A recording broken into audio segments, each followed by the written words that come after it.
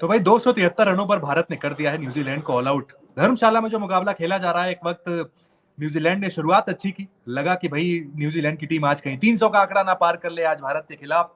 World cup में पहली team New Zealand बनती है अगर 300 रन बनाती, लेकिन भारतीय गेंदबाजों ने ऐसा नहीं होने दिया है।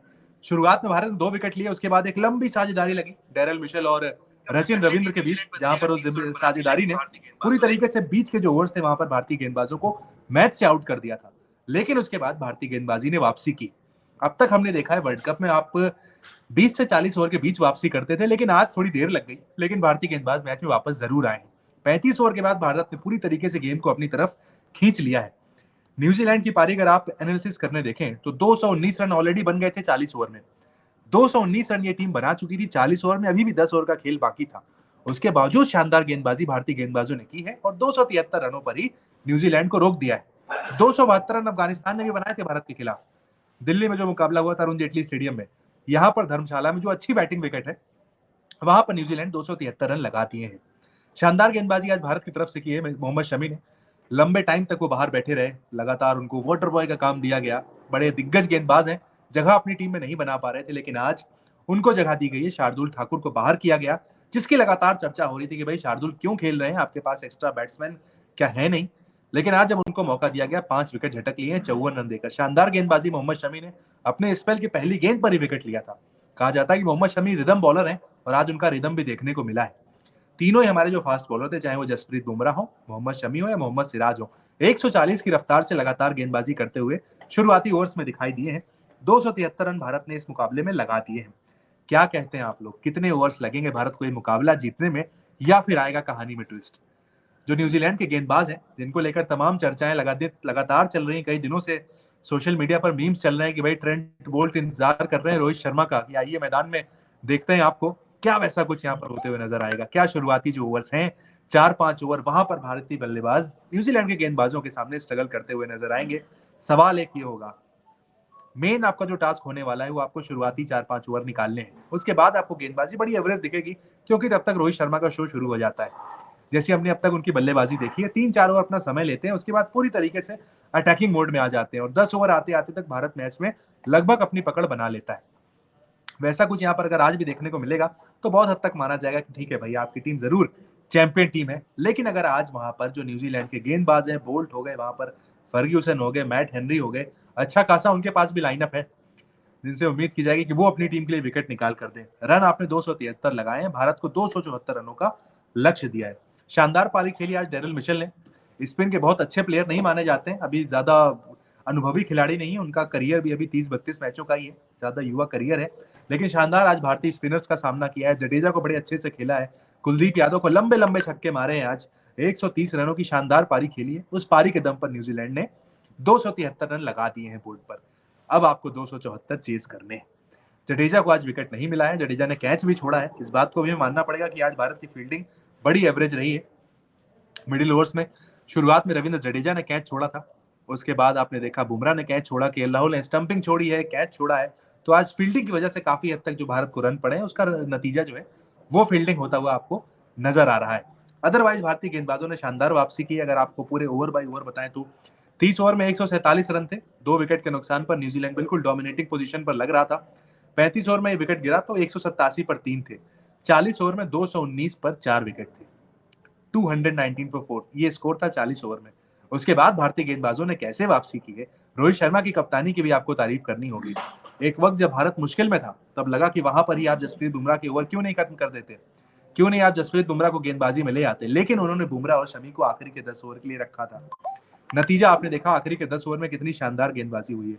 219 से सिर्फ 273 तक न्यूजीलैंड को पहुंचने दिया है भारतीय गेंदबाजों ने। वहां यॉर्कर शानदार थी, वहां शॉर्ट बॉलों का यूज किया गया, स्लोअर बॉल का यूज किया गया, और मोहम्मद शमी की तो जितनी तारीफ की जाए भाई उतनी कम है। शानदार गेंदबाजी की है, 5 विकेट निकाले हैं आज। जितने सारे सवाल थे कि भाई क्यों शार्दुल को खिलाया जा रहा है, मोहम्मद शमी क्यों बाहर बैठे, तो उसका सारा जितना जवाब है वो आज मोहम्मद शमी ने अपनी गेंदबाजी से दिया है। सटीक yorker, wicket to wicket length उनकी, सीम अच्छी पकड़ी, क्रॉस सीम गेंदबाजी की है। तो जो कि जितनी भी उनकी गेंदबाजी जिसके लिए जाने जाते हैं वो शानदार दिखा है। ज्यादा वेरिएशन करने नहीं गए, मोस्टली उनका जो फोकस था वो विकेट टू विकेट था। क्रॉस सीम भी उन्होंने आज काफी ज्यादा यूज की है और 5 विकेट निकाल कर अपनी टीम को दे दिए हैं कि चलिए भाई, ऐलान कर दिया कि वर्ल्ड कप में अब मोहम्मद शमी ने कह दिया मैं आ चुका हूं भाई, अब आप मुझे बाहर नहीं रख सकते, शार्दुल ठाकुर को बाहर ही बैठना पड़ेगा, क्योंकि ऐसी गेंदबाजी मोहम्मद शमी ने की है कि भारतीय जितने भी बाकी गेंदबाज थे, मोहम्मद शमी के आगे आज उनकी जो चमक है थोड़ी फीकी नजर आई है। बुमराह ने भी अच्छी गेंदबाजी की, 10 ओवर में विकेट उनको एक ही मिला, लेकिन 45 रन ही दिए सिर्फ। मोहम्मद शमी ने आज 5 विकेट लिए, जबकि मोहम्मद सिराज ने एक ही विकेट लिया, 45 रन उन्होंने भी दिए। कुलदीप यादव की आज थोड़ी ज्यादा पिटाई हो गई है, 10 ओवर में 73 रन दिए उन्होंने, हालांकि 2 विकेट बड़े इंपॉर्टेंट उन्होंने मौके पर आकर ले लिए। शुरुआत में आज जो न्यूजीलैंड के बल्लेबाज प्लान बनाकर आए थे कि मोहम्मद शमी की आज अच्छी खासी खबर लेनी है, साथ ही कुलदीप यादव को भी उन्होंने शुरुआत में अटैक किया, लेकिन मोहम्मद शमी को अटैक करने में कामयाब नहीं हो पाए और कुलदीप यादव को उन्होंने काफी अटैक कर दिया। सचिन रविंद्र भी उनको हिट कर रहे थे और मिशेल भी लगातार कुलदीप यादव को हिट कर रहे थे। कंडीशन ये थी कि कुलदीप यादव 3 ओवर में ऑलरेडी 32 रन दे चुके थे, यानी भारत का जो ट्रम्प कार्ड है, सबसे इंपॉर्टेंट खिलाड़ी जो है, उसको पूरी तरीके से डीरेल कर दिया आज न्यूजीलैंड के बल्लेबाजों ने। यही वजह थी कि मिडिल ओवर्स में भारत उस तरीके से गेम नहीं चला पाया जैसे हमने अब तक बाकी मैचों में चलते हुए देखा है। लेकिन एंड ओवर तक आते आते भारत ने गेंदबाजी में वापसी की, इसका क्रेडिट टीम इंडिया को, रोहित शर्मा की कप्तानी को जरूर मिलना चाहिए। फील्डिंग जरूर एक फैक्टर था जिस पर आज टीम मैनेजमेंट जरूर बैठकर बात करेगा कि भाई क्या मैदान में ऐसी चूक हुई, जबकि शानदार कैच श्रेयस अय्यर ने शुरुआत में पकड़ा था, वहां पर पूरी तरीके से मोमेंटम नजर आ गया था कि भाई फील्डिंग हमारी ट्रैक पर है, लेकिन जडेजा के हाथ एक बड़ा आसान सा कैच छूट गया। उसके बाद से कई सारे ब्लंडर्स हमें फील्डिंग में देखने को मिले हैं भारत की तरफ से। इसके अलावा भारतीय अगर गेंदबाजी की बात की जाए तो सिर्फ आपके पास 5 बॉलर थे, ये भी हमें ध्यान में रखना होगा। शार्दुल ठाकुर जब खेलते हैं तो एक एक्स्ट्रा बॉलर आपके पास होता है, आप छठे बॉलर की तरफ जाते हैं, लेकिन आज भारतीय गेंदबाजी सिर्फ 5 बॉलर के साथ गई है। जब वो 159 रन की पार्टनरशिप लग गई, उस दौरान भी रोहित शर्मा किसी अन्य बॉलर के पास, किसी पार्ट टाइम बॉलर के पास नहीं गए, क्योंकि शायद ऑप्शन नहीं था आपके पास छठा बॉलर नहीं था। अपने ही 5 गेंदबाजों पर ट्रस्ट कराया, इनसे ही पूरे 50 ओवर फिकवाए गए और भारतीय टीम ने न्यूजीलैंड को ऑल आउट करके दिखाया।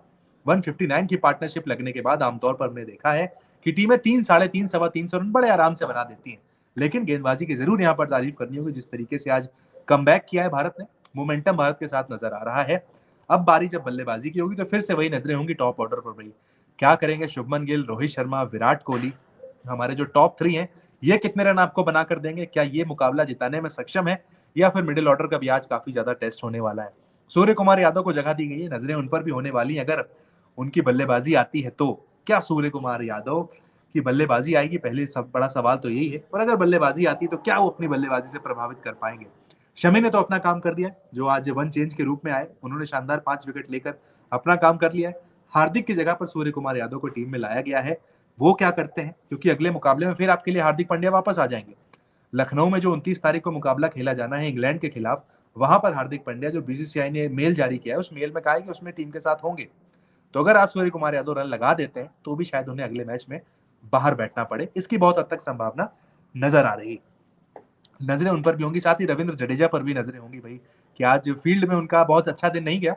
अगर बल्लेबाजी का मौका मिलता है, जो कि टूर्नामेंट में अब तक मिला नहीं है, और भारतीय जो फैंस हैं वो चाहेंगे भी नहीं कि भाई बल्लेबाजी का मौका मिले, क्योंकि हमारा टॉप ऑर्डर इतना स्ट्रांग है कि वो शानदार तरीके से गेम को चला रहा है।